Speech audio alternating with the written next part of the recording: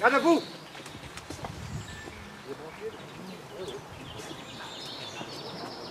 C'est le bouton. Il y en a encore qui arrivent, les drapeaux. Joseph. Encore des drapeaux. Monsieur le maire de la Neuville.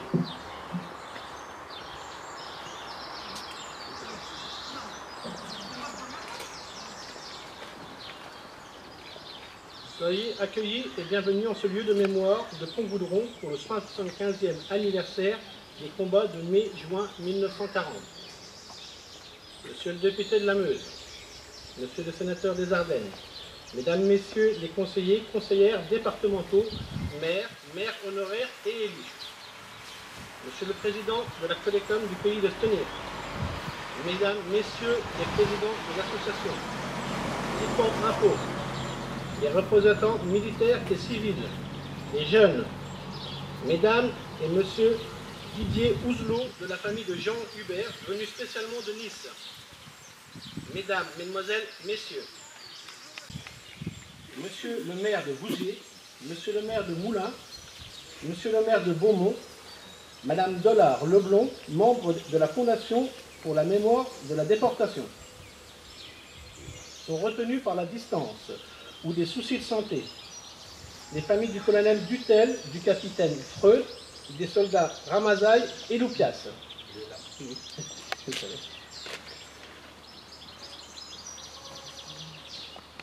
Nous associons à ce devoir de mémoire nos anciens de Caen, de Villeneuve-de-Marsan, de Villefranche-de-Rouergue, qui connurent dans leur famille l'adversité.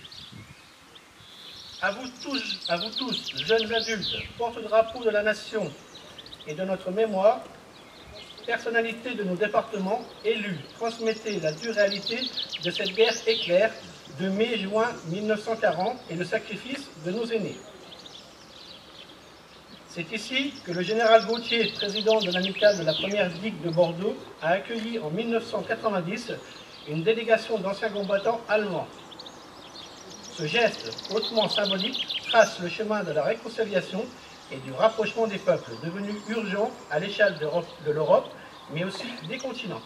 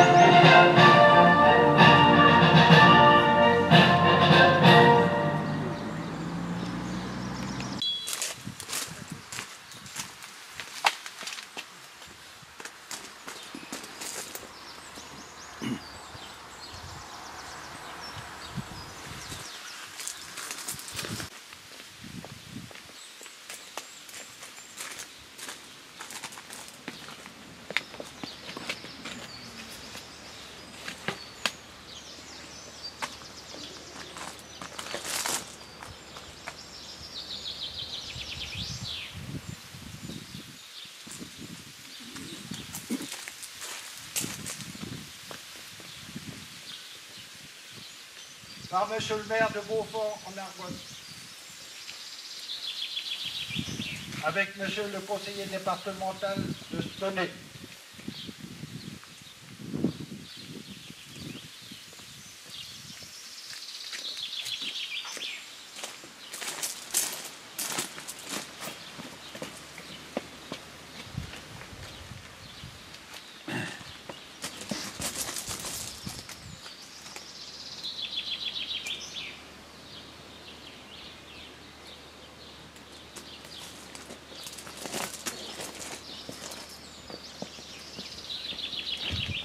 par Monsieur le maire de l'Étang,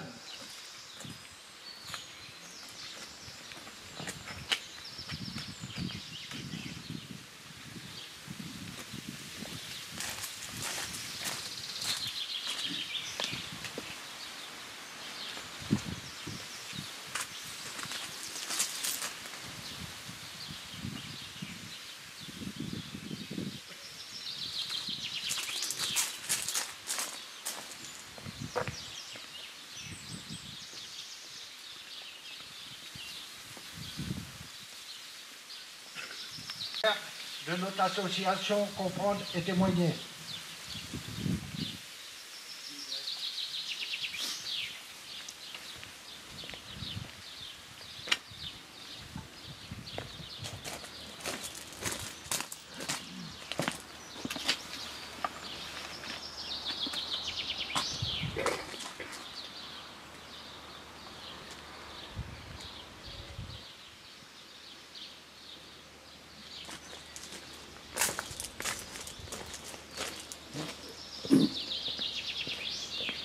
Pour mort.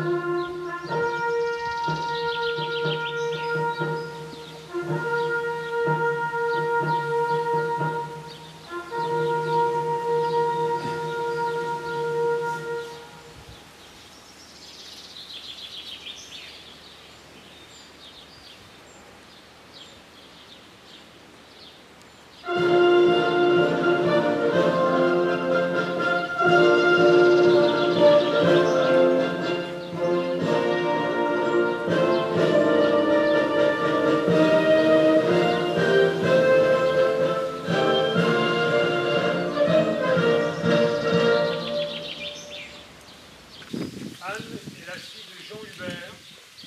Jean Hubert, qui était sous-lieutenant ici en 1940, qui nous a quittés malheureusement au mois de décembre 2014 à 98 ans. Donc il me soit permis d'accueillir en votre nom Madame Anne Ouzelot, fille de Jean Hubert, venue spécialement de Nice, témoigner par leur présence le vécu de Jean, jeune sous-lieutenant en mai 1940. L'un de ces témoignages a été étudié en classe sous la houlette du directeur Régis Gauthier, ici présent. Donnons la parole aux jeunes pour vous faire partager cet épisode vécu.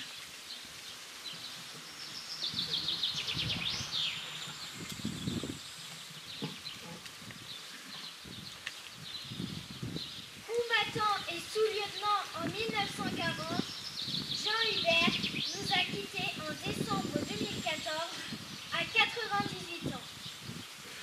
Fidèle témoin de Pont-Baudron et passeur de mémoire auprès de classes de cours moyens, il nous livre un fait marquant qu'il a vécu le 9 juin 1940 ici même.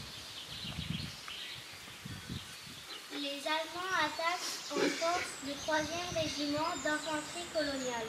Ma compagnie est expédiée en renfort avec uniquement armes et munitions, laissant sur place les rations alimentaires. Le commandement du bataillon nous demande d'occuper les positions des soldats tués à leur poste, ce que nous faisons. C'était le début de l'après-midi et nous avions faim. Notre bataillon était trop loin pour nous ravitailler.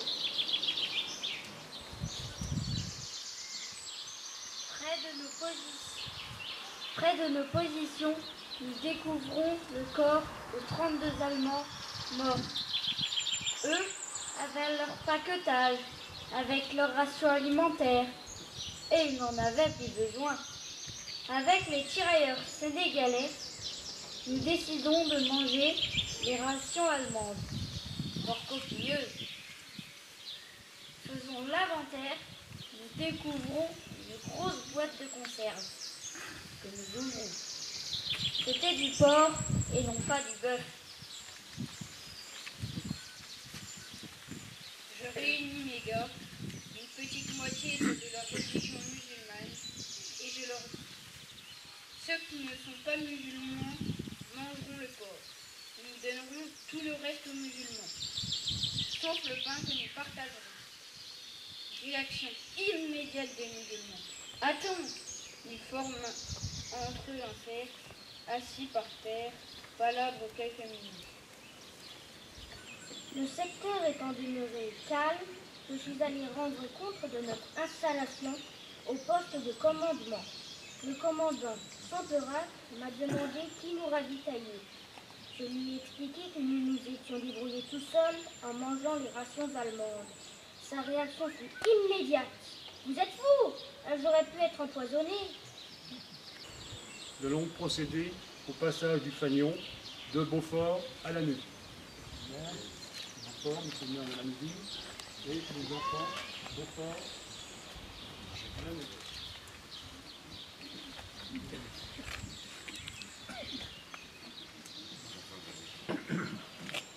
Donc passage du fanion de Beaufort à la Neuville pour l'année 2004. C'est ce qui relie bien sûr nos communes. Pont-Gaudron, 30 mai 2015. Hier, les cours moyens des écoles de Beaumont et la Neuville ont visité les sites historiques de la Première Guerre mondiale à Verdun. La citadelle souterraine, le fort de Douaumont, l'ossuaire et le village détruit de Louvemont.